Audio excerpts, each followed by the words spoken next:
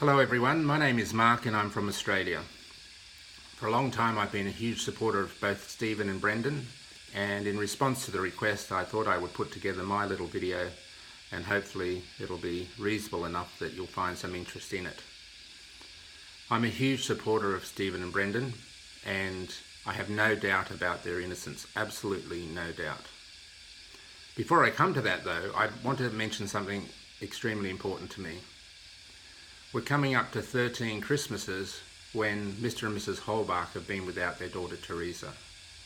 Teresa, by all accounts, was a beautiful young woman destined for great things, and to lose her in the way they did is just hardly imaginable.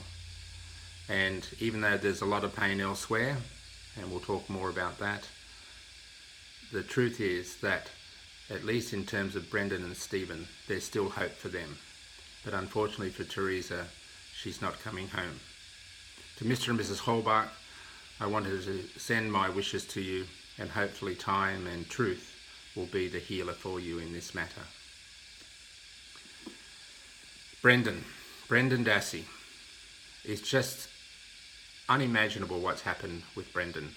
And I will also talk about Stephen, but I might save that for another video because there is a limited amount of time that you have the patience to watch these. But there are three things I wanted to talk about Brendan that go to the heart of where my concern lies. There is so much detail about both these cases, and this video is too short for that. And you can read that detail and you can watch that detail. But as I said, there are three things that influence my opinion about Brendan. And they're to do with the truth. How do we know what the truth is? How do we determine whether something's truthful or not? So the first thing I want you all to think about is the very first interview that took place between police officers and Brendan, which happened on November 6th, a Sunday, the day after Teresa's car was found on the Avery property and 3 days after she was reported missing. In that interview, Brendan is being, I think, interviewed inside a police car. It's not quite clear to me exactly where that interview took place. I don't think at the Avery property, but he's inside a police car, and because you can hear the flash of lights or something ticking in the background the whole time. And I would really encourage you to actually listen to that interview. It's there on the internet, you can find it, it's there often, and just listen to it and hear what's being said. The audio in the interview is fine from the police officer point of view, but because I gather Brendan sitting in the back of the car and he's not mic'd up for the interview, you can't hear his responses that clearly, but if you listen you will. And the police officers over the course of an hour ask him questions over and over again. Why is this interview so important to me? Well, it's important because it's the first time, the closest time to these events, and clearly when Brendan would have the clearest memory of what happened. He says many things, but the essence of what is said there is that he came home from school on the school bus at the same time every day. It arrived at his place around 3:40, 3:45, and he walked down the driveway into his home, and that he saw Stephen talking to Teresa about the car. He went inside, he watched from the kitchen sink to see Teresa and Stephen speaking for a few moments, and he says in that interview that she got into her car and drove off the property and turned left onto the highway, which I think is Highway 147. And he says that repeatedly. But the police officers don't like that story. They want to try to pin the story in a different way, and this becomes the beginning of this behavioural thing about the police officers not liking what they hear and keep telling him what they want to hear and won't give up until he agrees with what they say happened. Even though they don't really know what happened at that point, but they don't like the fact that Brendan's independent corroboration of what happened shows that Teresa left the Avery property. One would guess, you would think based on that timeline, somewhere between 3:45 and 4 o'clock on that afternoon. That's what it would seem like. The police don't give up though. They keep basically telling him he's a liar, but he sticks to the truth. He sticks to it for over an hour. For a young boy with his learning challenges, It's amazing to see how he behaves. Anyway, the police eventually give up on him, and that's on Sunday the 6th of November, the day after. Okay, so just keep that in mind, because I say it's important because it's the first time he's interviewed. He knows nothing of the circumstances. He just states it as he is. He's consistent. He doesn't give in to his story, even though the police try to manipulate him around. Okay, the next thing is the in-trial or in-court evidence at his trial, and in particular two things in there. The first of those is the evidence given by his younger cousin, Kayla Avery. Now, Kayla Avery was a person who, under interview with police, I think back in December 2005, maybe it's January 2006, a month or two after Teresa has gone missing and her car was found. She says, that is Kayla says, that Brendan had started behaving odd, and she attributes a number of actions and observations and behaviours to Brendan that the police say gave rise to why they wanted to interview him again in late February of 2006. But when she comes to the stand in Brendan's trial as a witness for the prosecution, she totally recants those statements to the police and says that she's made them up. I think to the surprise of the prosecution. Now, as a parent, when you observe young people lying, especially I think Kayla was 14 years old at the time, you can tell. And Kayla was not lying. She was genuinely telling it as she knew it.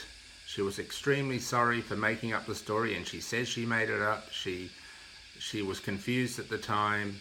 And despite the efforts of the prosecution, bear in mind she's their witness, they could not trip her up or make her say things that showed that she was lying. And the reason why they couldn't, because telling the truth is a lot easier than telling a lie. Because when you tell the truth, you're just stating what happened. And that's the easy thing to do. It might be hard in the sense of emotions, but it's the easy thing to remember, to state the truth.